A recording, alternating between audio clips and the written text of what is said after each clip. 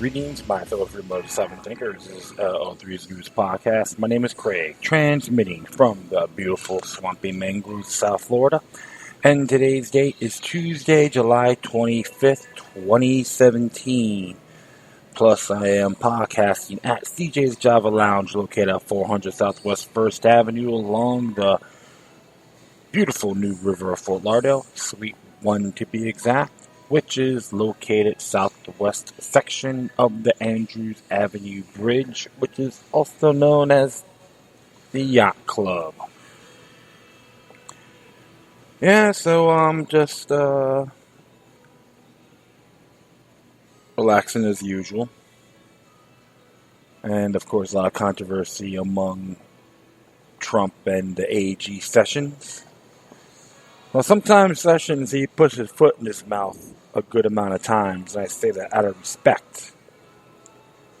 Try to start the drug war and talking about raiding states to have medical marijuana and all that, and talked about law enforcement. I was address on one of his press releases yesterday, and it does boggle the mind when you have an attorney general of Feds Know Best mentality. You need to start looking at the 10th Amendment once again, which that is a reflection on his oath of office. And I know I've been probably repeating myself. You got some of the elected servants in Florida are intimidated by the feds. You know what? You get the hell out. Go contaminate space somewhere else because you already breached your oath of office with that rhetoric. Especially with the whole medical marijuana scenario. It should have been done a long time ago, but you clowns think are smarter than everybody else and afraid of Sessions or the federal government.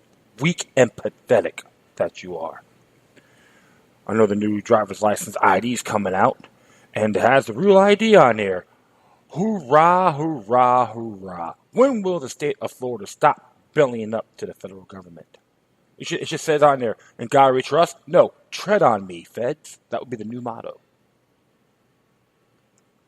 Something to really look at, my friends, that live in the Sunshine State. Conditioning.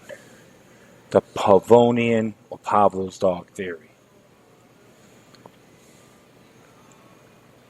When will this end? Folks like yourselves can make a difference. Even including me. So it's not just pointing a finger at anyone. We gotta look at ourselves in the mirror. We have obligations. That don't mean just voting in the polls. Whoopie-doo-dah. And sit back, be dumb, stagnant, and happy. Gotta participate on the state and local levels of government. They like to assume you're just a bunch of lazy illiterates. Well, I don't see it that way. We all can do something that will make impact. I know I'm ranting, but that's okay. Well, speaking of that, read on a few areas. This one here came from the Daily Sheeple. I think it came out today or yesterday? It came out yesterday by Lily Dane. It says here, warning, Twin City police easily startled. Street signs appear in Minneapolis.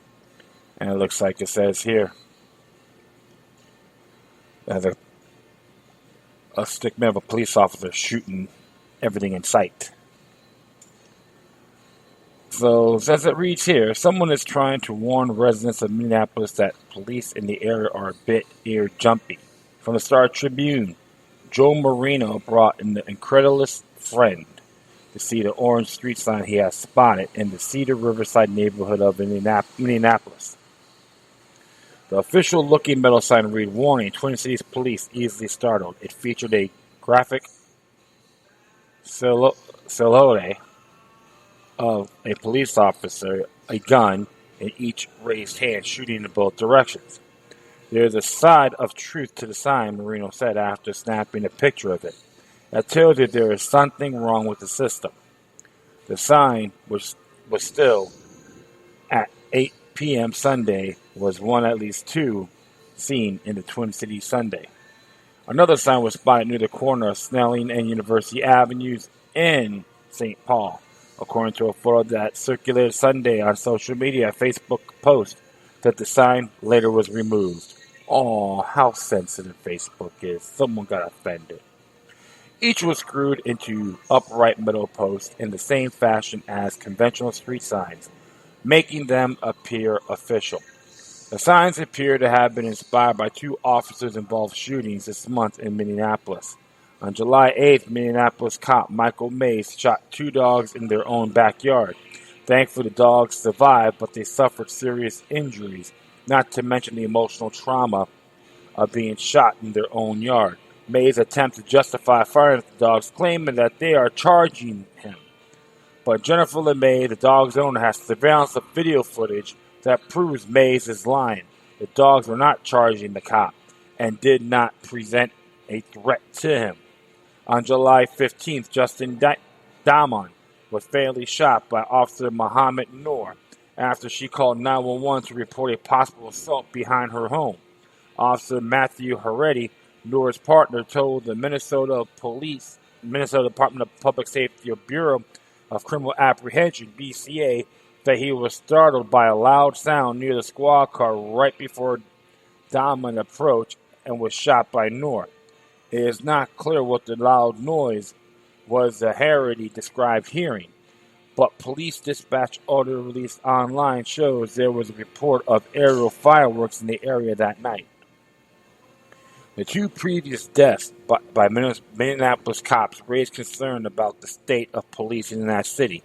In 2016, Philando Castile was shot to death by a Minneapolis cop during a traffic stop in front of his girlfriend and her daughter. Geronimo Yanez, the cop who killed Castile, was charged with second-degree manslaughter but was found not guilty.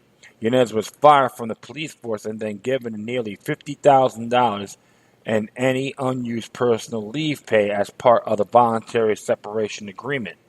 Valerie Castile, the shooting victim's mother, was awarded a $3 million settlement which precluded the possibility of a federal wrongful death lawsuit.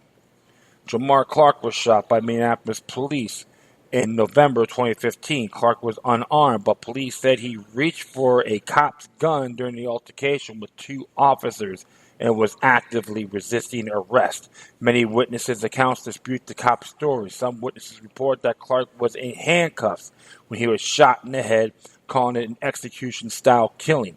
Clark died in the hospital the night after the shooting. Minneapolis Police Chief Janae Harter resigned on Friday at the mayor's request.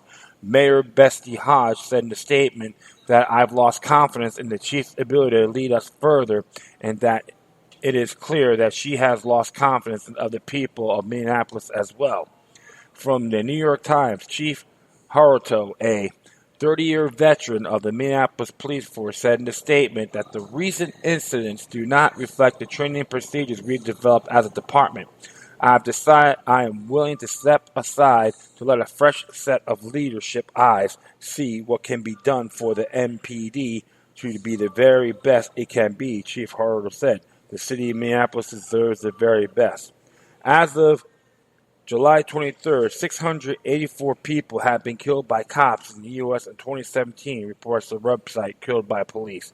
Perhaps signs like ones appearing around Minneapolis are needed everywhere in America. So, this is just another example of considered government corruption. Because the police are a governmental entity.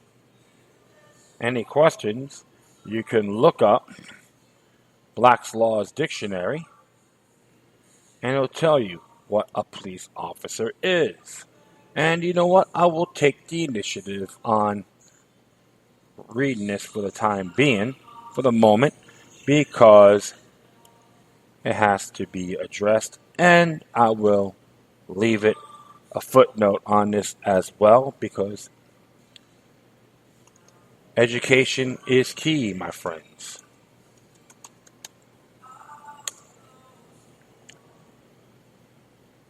And what really does turn me off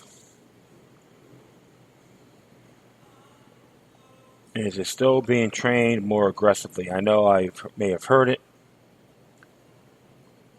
A person who is an officer of the law enforcement team employed by the county, town, municipality, or state.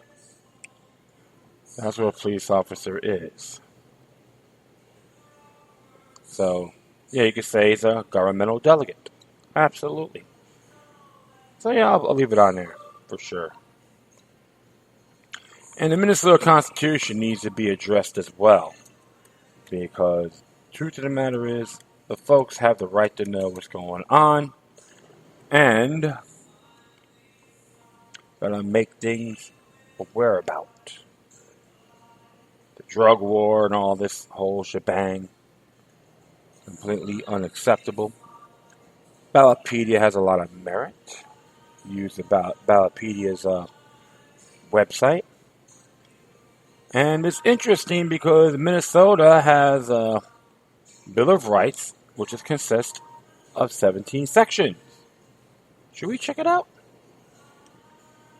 I like what it says here about rights and privileges. No member of the state shall be disenfranchised or deprived of any rights or privileges secured to any citizen thereof, unless by the law of the land or the judgment of his peers. There shall neither be slavery nor involuntary servitude in the state otherwise. Then as punishment for a crime of which a party has been convicted.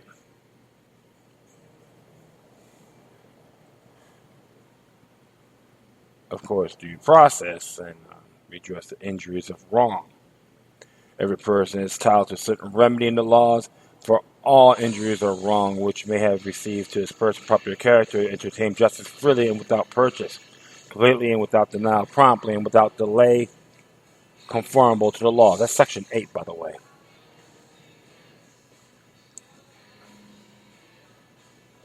So, freedom of conscience. That's nice, too. There's 17 sections. They only have the right to bear arms. That's interesting. But when you look at it, all you got to do is read Section 2. That'd be your best bet. So no due process. People get shot, and that's okay. They're the police. We give them immunity. If you and I do it, they'll throw the book at us. And that's wrong as well. But one thing for sure, awareness is in a rise. The whole thing is not to condemn the police officers in Minneapolis or anywhere in the country on a collective basis, but rather always expect criminal elements in these particular institutions. They're just an example. You have to fight all forms of tyranny, whether it's local, state, sometimes federal, and federal too. So I'm glad these signs are up. It gets people to think. Not out of fear, but vigilance. So keep it up. It should be like this all over the country, as far as I'm concerned. So enough of that. Next one here. It came out yesterday as well. It's happening in Florida. Tampa Bay Times. Florida taxpayers will shoulder $1.1 million legal fees in state's defense of Docs versus Glocks. This is by Christine M. Clark. Florida will pay $1.1 million in legal fees to attorneys who challenge a controversial state law that sought to prevent doctors from asking patients about guns, a group representing opponents said Monday. The Brady Center to Prevent Gun Violence announced the legal fees agreement more than 5 months after the federal appeals court sided with doctors and medical groups in striking down key parts of the law in 2011, which is known as the Docs versus Glocks law. The state did not appeal the February 16th decision by the 11th U.S. Circuit Court of Appeals. A copy of the legal agreements has not been posted online. Court filed Monday morning, but documents indicate the state and the law opponents have been in mediation on the fees. Bunch of crybabies. How come I don't see the Brady bunch could pay the damn fee themselves? which law, which was backed by groups such as the Natural Rifle Association, includes a series of restrictions on doctors and health providers. For example, sought to prevent physicians from entering information about gun ownership into medical records if the physicians knew the information was not relevant to patients' medical care or safety or the safety of other people. Also, the law said doctors should refrain from asking about gun ownership by patients or family members unless the doctors believe in good faith that the information was relevant to medical care or safety. Also, the law sought to prevent doctors from discriminating against patients or harassing them because of owning firearms. Brother, it's none of your damn business, ass wipes. The opponents argued in part that the law violated free speech rights. How about the right to privacy, dummies? But if it comes to abortion, you'd be like, oh no, it violates the right to privacy. The abortion amendment. I talked about that in my last show. Full appeals court found the record-keeping, inquiry, and anti-harassment parts of the law were unconstitutional, but upheld a portion of the law that bars doctors from discriminating against patients who have guns. Legislators across the country should learn from Florida's example that you side with the corporate gun lobby instead of your constituents. You endanger the safety of children and families, impinge upon First Amendment rights of doctors, and force taxpayers to pay millions to unsuccessfully defend unconstitutional laws. Jonathan Lowy, director of the Brady Center Legal Action Project, an attorney in the case, and prepared the statement Monday. Up yours, Lowy. You're such a damn hypocrite yourself. Freedom-hating piece of garbage. Thankfully, in this case, justice prevailed. The court recognized that doctors have a First Amendment right to tell the truth about guns and the risk that they can pose to children and families. Well, people who own farms should know about these safeties and responsibilities, not just some doctor. When asked for comment Monday about the legal fees, John Tumps, a spokesman for Governor Rick Scott, sent an email that Scott signed in the 2011 law that, after approved by a large bipartisan majority in the Florida legislature. Governor Scott's strong supporter of the Second Amendment, Tumps said much of this law was either never challenged or upheld in court. This legal fee settlement is in accordance with Florida law and a recommendation from the Department of Financial Services. The challenge of the law was filed in June 2011, played out for over nearly 6 years. A U.S. District Judge blocked the law from taking effect by a 3-judge panel. The appeals court upheld the law in the ruling. The full appeals court agreed to take up the case. Supporters of the law that was necessary to prevent doctors such as pediatricians from harassing and discriminating against patients and parents about gun ownership, to also describe the law formerly known as the Firearms Owners Privacy Act as a Second Amendment issue. I say the right to privacy, period. But Douglas Howard, Dearman, an attorney for the firms Ropes and Grace, who argued the case for the plaintiffs, said prepared a statement Monday that the case allows doctors to go back to giving their best advice to patients when it comes to gun safety.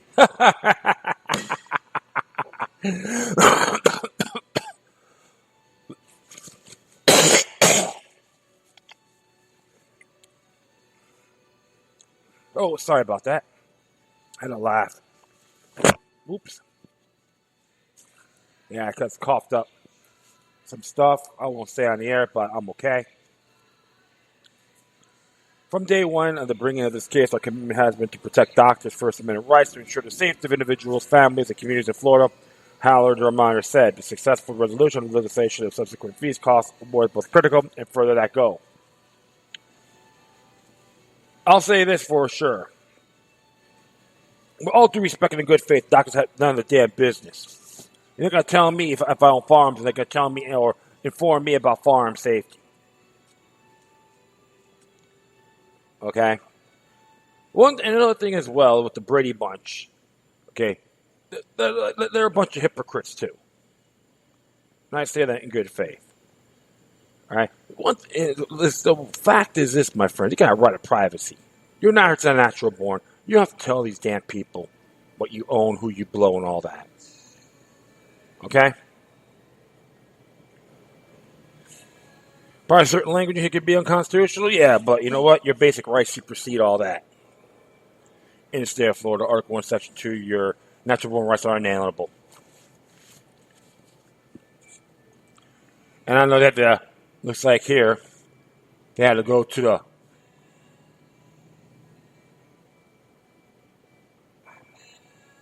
okay, they went all the way up there. But you know what? It's just another sham. It's another damn business. And the Brady Bunch, as far as I'm concerned, are not more than trees as parasites anyway. Give a damn who you are, who you know, who you blow. All right, I don't need nannies telling me what to do. We all have responsibilities, even as farm owners and all that. That's what counts. And I'm making all those folks out there stop going to these big psychiatrists, psychologists, or psychiatrists when they try to fill you up with that confounded mind control garbage. There's great, fantastic homeopathic medicines out there that can help you out more. And a lot of these doctors, not all, but a great amount of them, are owned by the big pharmaceutical companies. I shouldn't pay these fees. The Brady Bunch should, as far as I'm concerned. But I am critical of the NRA at times as well. But always recommend this. Read your Florida Constitution. They have to go to the Federal Court of Appeals. Please. Feds, wipe my ass. Amen.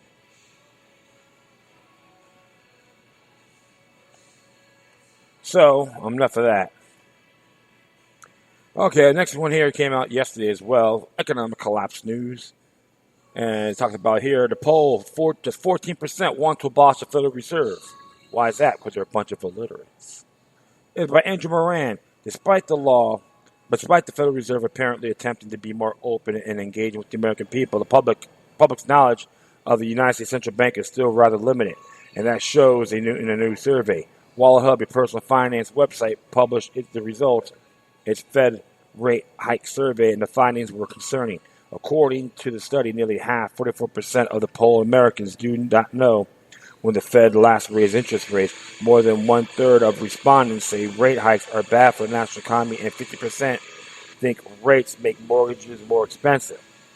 There was some home, however, as 40% of Americans think the Federal Reserve should be abolished. Obviously, some more work needs to be done. End the Fed. Here's an infographic from the website. And it has here with the Fed and critical score surveys. 2/3 of Americans think the Federal Reserve needs some work. 14% say we should get rid of it altogether. What the, man? It's like some of these folks that are in these polls, stop bending over for the central banks, okay? 60% of people think the Federal Reserve is in charge of credit scores. 44% of Americans don't know when the Fed last raised its target rates. 42% says the Fed should consider consumer credit scores when making rate hike decisions. National average score is 699. This is her thinking here. Less than one-third of Americans think the rate hikes are 30% good for the economy, 36% bad for the economy, and 34% don't know. 22% of the people think rate hikes hurt their credit scores. 7% think they help. 91% of Americans think they have 1 through 3 credit scores. There are actually 1,000. Most consumers think rate hikes are bad for their wallet overall. 80% good, 56% bad, 26% don't know. Mortgage agreement, 50% of Americans actually think mortgages become more expensive after a hike rate. 10% of people have variable rate mortgages. 60% of people think their credit card rates are too high already. From WalletHub. And the survey was conducted between June 26th and July 3rd. And I like when Jeff Pierce Sr. says here, 40% likely represents the percentage of Americans that actually understand the Fed is in its unconstitutional existence. If you read Article 1, Section 8 of the U.S. Constitution, Congress has the power to regulate money, not some central bank. Central banks are illegal, null and void. And it makes people like Alexander Hamilton and Karl Marx climax. That's right. Alexander Hamilton and Karl Marx. A lot more work needs to be done, I would say. I'm just wondering how many people actually did this. That may not be a whole lot. There's plenty of information on that, why the Federal Reserve is illegal. Creature from Jekyll Island and American Freedom versus Fascism, and James Corbett did one on the federal enslavement of the Federal Reserve. You can look this up on YouTube. It's really great information. I had one guy who's a financier assume that the Federal Reserve is legal. What, you want to trust Congress? I'm like, brother, where have you been? What happened was the education system trying to make us dumb, stagnant, happy, and assume. See, that's why assuming is dangerous. Kind of, sort of means no on an overall scale. So I want you folks to do one thing. Do your homework. Share this information. Plant the seeds. Be the rabbi and the teacher. Enough of that. And right here, it says the New American came out yesterday. Defense Department, Pentagon reports calls for a total state as American empire collapsing. It is by Mitchell Shaw. A recently released Department of Defense risk assessment report showed that the primacy of the United States in order of the nation is danger of collapse. The American empire, like others before it, is falling under its own bloated weight, rather than suggesting a return to the roots of the American Republic. As outlined in the Constitution, the report suggests expansion of force, surveillance, and propaganda to reinforce the crumbling empire. What a wet dream. I can dream about it. A police state will make me feel safe. Exactly. The report entitled, At Your Own Peril, DoD Risk Assessment and Post-Primacy World. In its conclusion of a year-long study with the input of the U.S. Department of Defense and the U.S. Army, published in June by the U.S. Army's War College's Strategic Studies Institute. The report was sponsored by high-level government and military agencies, including the U.S. Army Strategic Plan and Policy Directorate, the Joint Staff J5 Strategy and Policy Branch, the Office of the Deputy Secretary of Defense for Strategy and Force Development, and the Army Study Program Management Office.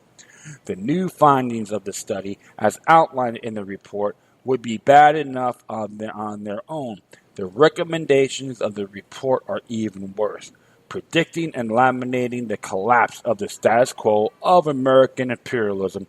The report leans on one of the favorite beasts of burden for statists and tyrants, the threat of violence from abroad, the report said.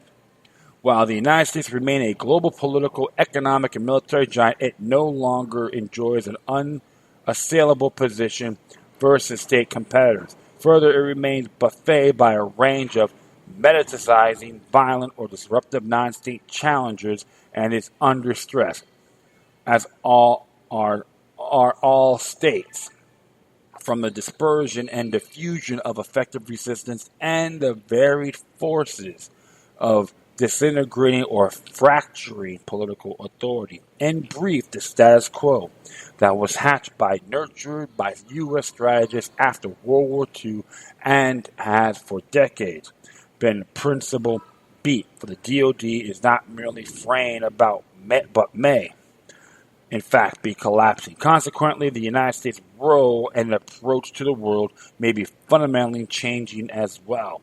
The report goes on to say, indeed, while the United States remains a global military power, it no longer can, as in the past, automatically generate consistent and sustained local military superiority at range. In short, the status quo of interventionism, which stands in sharp contrast for non-interventionism of American foreign policy as outlined in the Constitution and explained by Presidents George Washington and Thomas Jefferson, as in extending our commercial relations to have with them, foreign nations, as little political connection as possible, and peace, commerce, and honest friendship with all nations, entangling alliance with none, is predictably fraying and maybe, in fact, be collapsing. That this fraying and collapsing would be a natural consequence of our national identity crisis. The United States is a republic that calls itself a democracy and behaves like an empire. Seems lost on the report's authors who, while predicting dire consequences as a result of the fall of the American empire, go on to recommend that the status quo to be preserved by the party even further if that were possible from founding principles of the United States. The report says, as a review, status quo forces benefits from and act as the self-appointed guardians of the U.S.-led post-Cold War international order and its components, as if that were a good thing. The report goes on to say the order and its constituent parts first emerged from World War II were transformed to a unipolar system with the collapse of the Soviet Union and have by and large been dominated by the United States and its major Western and Asian alliance since. Status quo forces collectively comfortable with the dominant role in dictating the terms of international security outcomes and resist the emergence of rival centers of power and authority.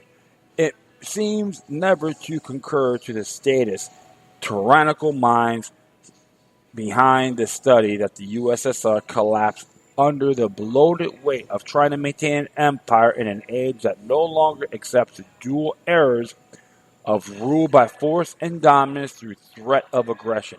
For the United States to continue to perpetuate those same errors is to invite the same consequence. This would have been a perfect place for a report to recommend abandoning the broken system of imperialism that requires a dominant role in unilaterally dictating the terms of international security outcomes. Instead, the report recommends increasing the dosage of poison as if that will save the patient from patient who is dying from the poison. The report suggests increasing the use or at least the threat of military forces, surveillance state, and the use of propaganda to maintain the status quo.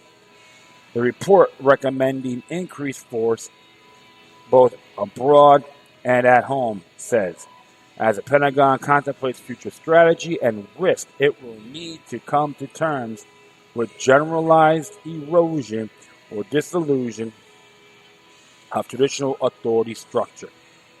To date, U.S. strategists have been fixated on this trend in the greater Middle East. However, the same force at work, they are similarly eroding the reach and authority of governments worldwide to combat this eroding reach and authority of the empire.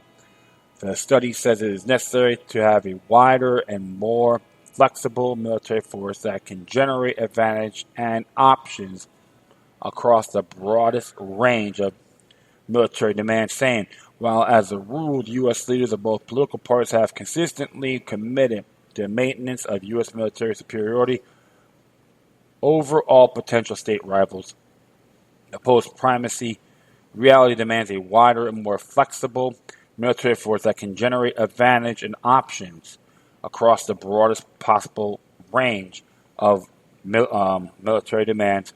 The U.S. political leadership and maintenance of military and advantage preserves maximum freedom of action. Further, it underwrites yet another bedrock principle of American defense policy, on nuclear and conventional deterrence. Finally, it allows U.S. decision-makers the opportunity to dictate or hold significant sway over outcomes in international disputes in the shadow of significant U.S. military capability and the implied promise of unacceptable consequences in the event that capability is unleashed.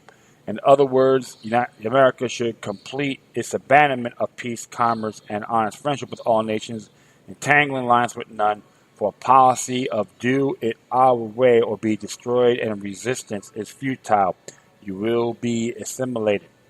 Since both abroad and at home, communication technology makes interconnectivity and communication both instantaneous and simple, allowing people to share ideas and collaborate on a range of ideas. The report sees this as a threat.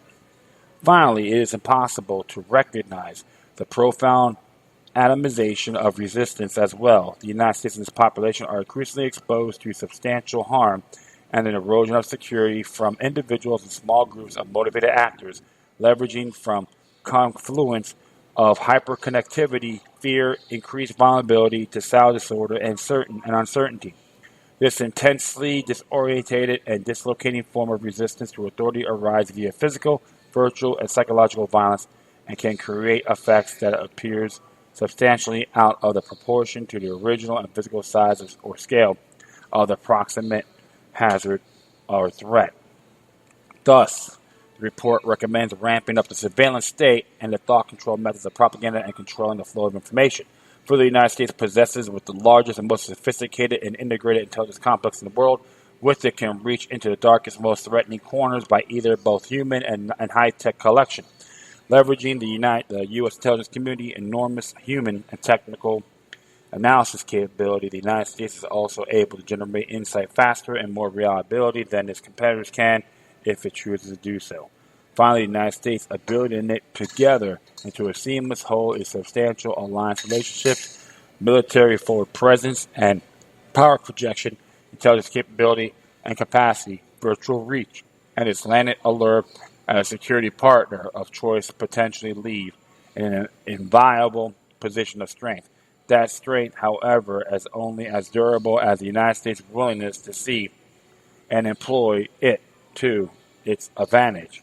To the extent that the United States and its defense enterprise are seen to lead, others will follow and contribute meaningfully to solving many of the world's most complex and threatening collective security challenges. And high-end U.S. military advantage will continue to erode as the United States struggles to translate global reach into local superiority.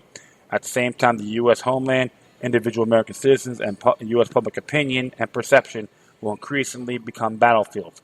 And indeed, to date, American strategists have focused to the point of distraction on defense against the purposeful interruption or destruction of the United States information-focused connective tissue, as well as the intrusion into and damage to sensitive information repositories. However, consequently, they've been less focused on the proposed purposeful exploitation on the same architecture for the strategic manipulation of perception and as its attendant's influence on political and security outcomes. So having an open Pandora's box of surveillance and hacking, the United States is now threatened by the fact that others have access to that same technology. The proposed answers stop being focused to the point of distraction on keeping our system safe and instead transfer that energy in both hacking and exploiting the system of others, which since the U.S. homeland, individual American citizens, and U.S. public opinions, our perceptions are seen as battlefields, which certainly include domestic hacking and exploiting. Furthermore, since public opinion and perceptions are seen as threats, which, even if true, is likely result of overreach of what the authors of the see as authority. The study recommends the strategic manipulation of perception, read propaganda, and control the flow of information. So it's more of a manipulation thing. Reducing matters of independence, national security, and personal liberty to a zero-sum game is slow but sure suicide for a nation founded on the principles of non-intervention and the primacy of liberty. The authors of the study make an argument that more independence, liberty, and national security of our foreign neighbors means less for the United States. Nothing could be further from the truth. It is in America's best interest to back out of entangling alliances and start minding our own business. This report, we're claiming otherwise, proves that by predicting the end of American dominance and in the world where the United States has been dominant giant in a unipopular system, where the powers that have been comfortable with their dominant role in dictating the terms. The United States will do well to return to our roots before the empire collapses and the chicken comes out to roost. Rather than face the fact that American imperialism is a failed experiment, the study, which reads like a chapter of Orwell's 1984, presses for more powerful, more heavy-handed, less liberty-friendly total state, leveraging more force, more manipulation, and more surveillance. If followed, these recommendations will invariably lead to the collapse of not just American imperialism, but America itself. I have to agree with him completely. I say, let's get the hell out of NATO, World Bank, IMF, United Nations. Stop being a damn empire. A lot of folk, and these neocons, they claim to be Republicans or Democrats. They try to say about foreign relations. We need to start bombing nations. We need to start being lovey-dovey with Israel and let them think for us. Hell no.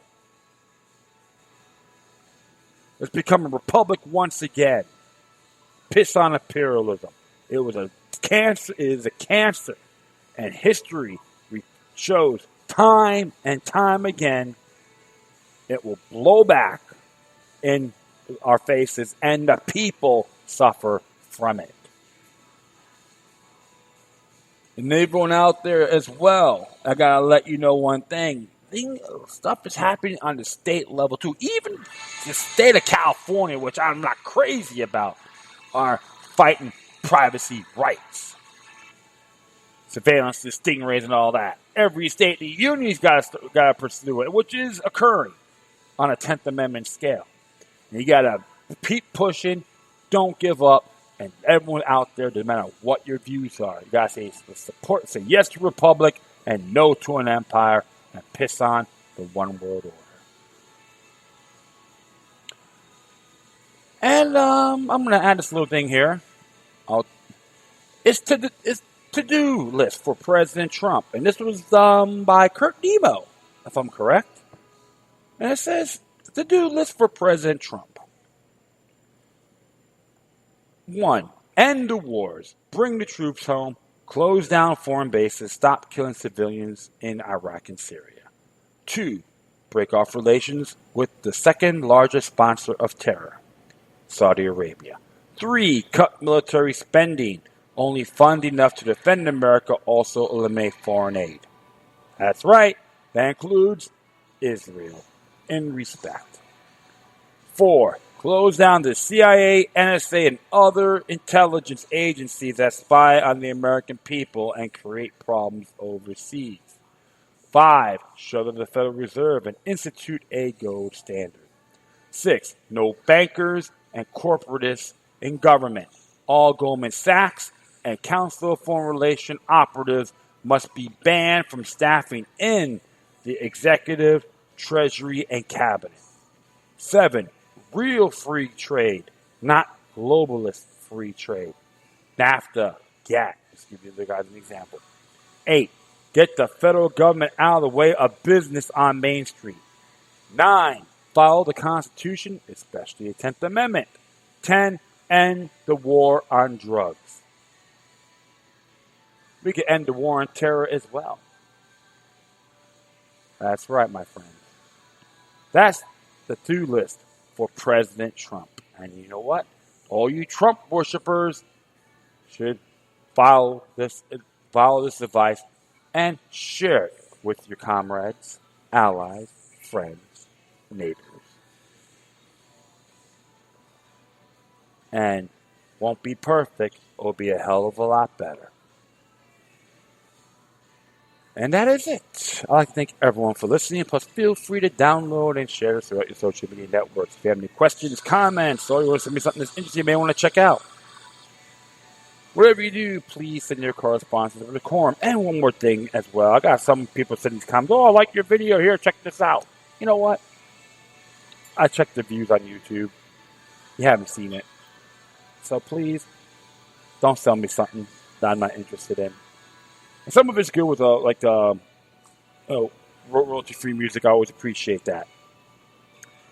All right, my friends. You can hit me on Facebook, Twitter, Google+, Spreaker, iHeartRadio, Tumblr, YouTube, Freedoms Network, Scene.life, Minds.com, FutureNet.club, and hit me as a patron if you want on patreon.com/LokiLuck3, which is 3 I's all together. Or you can email me at LokiLuck3@gmail.com, which is the number 3 to be exact. Or you encrypted types, LokiLuck03@protonmail.com. Okay, my friends. So that is all for now. And once again, thank you for your time. Plus, always remember that the demoniac resistance is healthy for the soul and can liberate humanity. Until next time, take care of yourselves. Keep on spreading love, and may your guardian spirits be with you.